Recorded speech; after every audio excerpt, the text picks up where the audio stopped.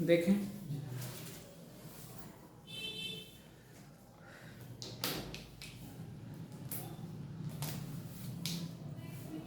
क्या पढ़ना है अपन को, oogenesis।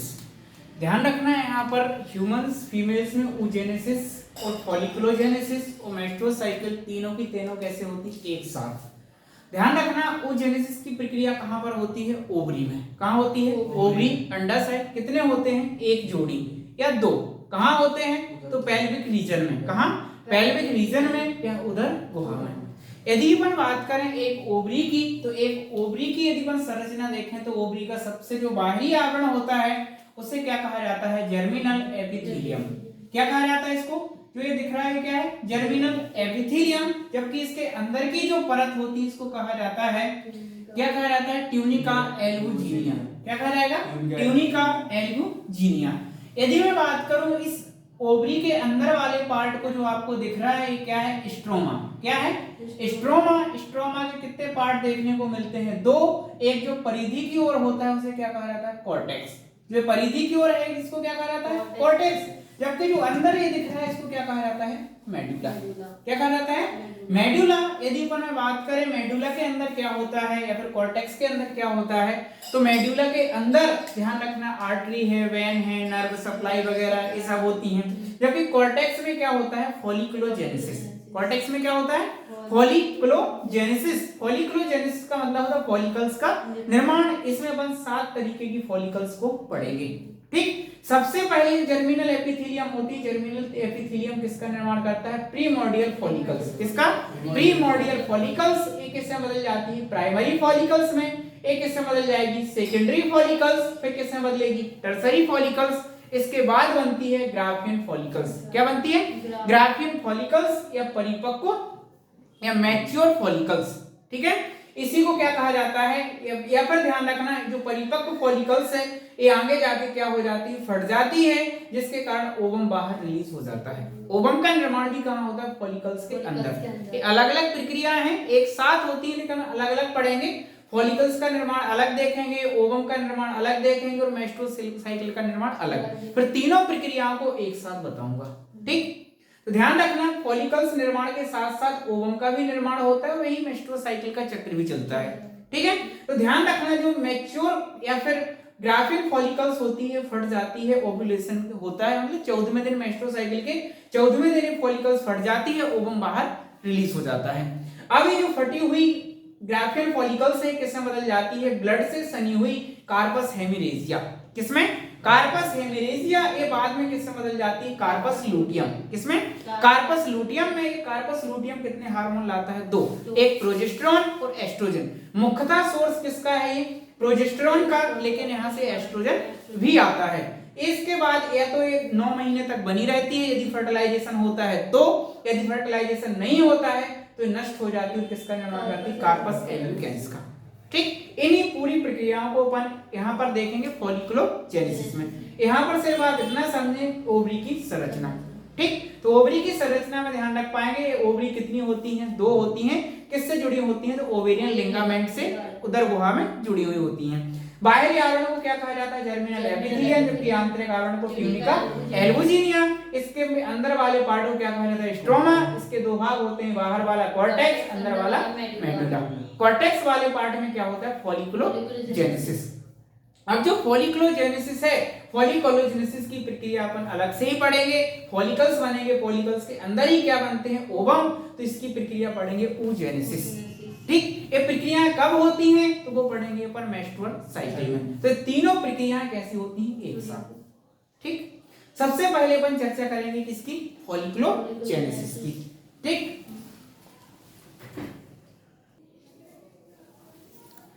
देखें फॉलिकुलोजेनेसिस। सबसे पहले अपन क्या पढ़ेंगे, अपन ने ओवरी की संरचना देखी थी। ओवरी में मैंने बताया था कॉर्टेक्स वाले पार्ट में क्या होता है, फॉलिकुलोजेनेसिस। फॉलिकुलोजेनेसिस की यदि मैं बात करूं तो फॉलिकुलोजेनेसिस की प्रक्रिया कहां से शुरू होती है, कहां से शुरू होती है, प्रीमोर्डियल फॉलिकल्स। अभी आपको मैंने बताया था, क्या बताया था कि सबसे पहले जो ओवरी की बाहरी लेयर कौन सी होती थी, जर्मिनल एपिथेलियम। कौन होती थी, जर्मिनल एपिथेलियम, उसके अंदर क्या होती थी ट्यूनिका एल्बुजिनिया।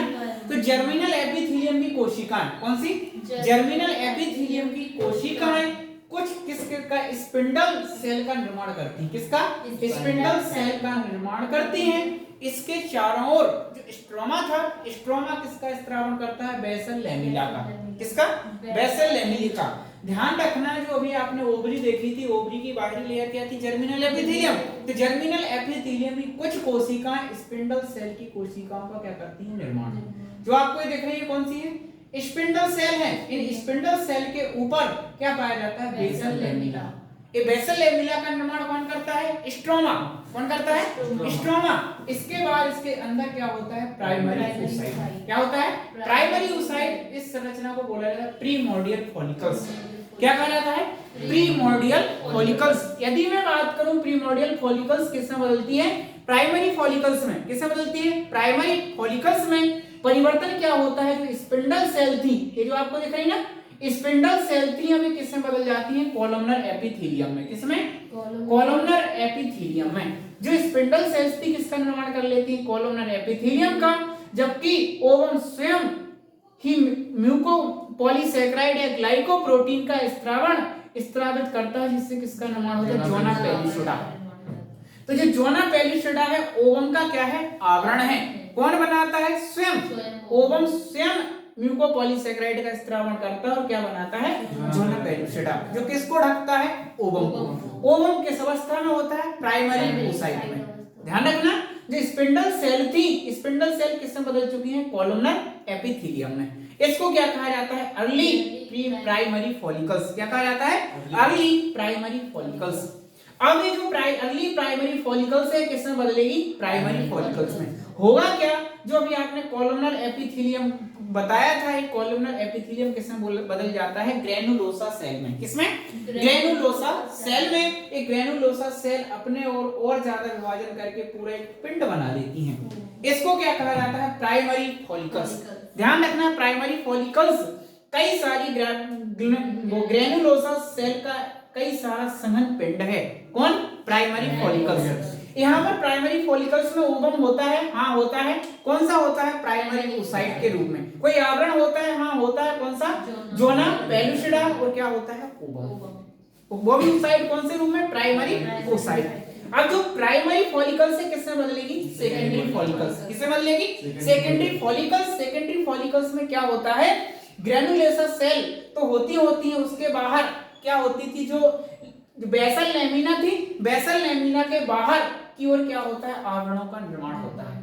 सबसे पहले किसका निर्माण होता है, थीका इंटरना का। जो आपको अंदर दिख रही है ब्लैक कलर से, क्या है, थीका इंटरना। जबकि बाहर रेड कलर से बनाई गई है कौन सी, थीका एक्सटर्ना। तो थीका इंटरना और एक्सटर्ना का पाया जाना सेकेंडरी फॉलिकल्स की विशेषता है।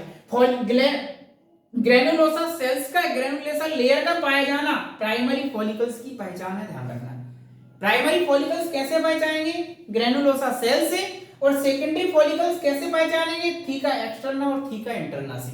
ये दो आवरण बन जाते हैं, बाहर की ओर थीका एक्सटर्ना और अंदर की ओर क्या होता है, थीका इंटरना। ध्यान रखना थीका इंटरना किसका स्त्रावण कराता है, एस्ट्रोजन का। किसका स्त्रावण कराता है, एस्ट्रोजन का। ठीक है, यहाँ पर ध्यान रखना सेकेंडरी फॉलिकल्स किसमें बदलती है, टर्सरी फॉलिकल्स में। किसमें बदलेगी, टर्सरी फॉलिकल्स में। टर्सरी फॉलिकल्स में आपको ध्यान रखना है कि टर्सरी फॉलिकल्स में गुहा होती है। क्या होती है, गुहा या एंट्रम। जो ग्रेनुलोसा लेयर्स थी, ग्रेनुलोसा लेयर एक व्यवस्थित हो जाती है और किसका निर्माण करती है, गुहा को। इस गुहा को क्या कहा जाता है, एंट्रम। क्या कहा जाता है, एंट्रम। जबकि इसके अंदर भरे हुए द्रव को लिक्वर फॉलिकुली। क्या कहा जाता है, लिक्वर फॉलिकुली। कुछ पाएंगे, टर्सरी फॉलिकल्स की पहचान है एंट्रम गुहा का पाया जाना। ध्यान रखना सबकी अपनी अपनी अलग पहचान है। टर्सरी फॉलिकल्स की क्या पहचान है, एंट्रम गुहा का पाया जाना, थीका एक्सटर्ना और इंटरना का पाया जाना सेकेंडरी फॉलिकल्स, और ग्रेनुलोसा सेल का पाया जाना प्राइमरी फॉलिकल्स। ठीक है, अभी भी ओवम कैसा है, प्राइमरी oocyte की अवस्था में पाया जाता है। इस पर अपन अलग से ही चर्चा करेंगे।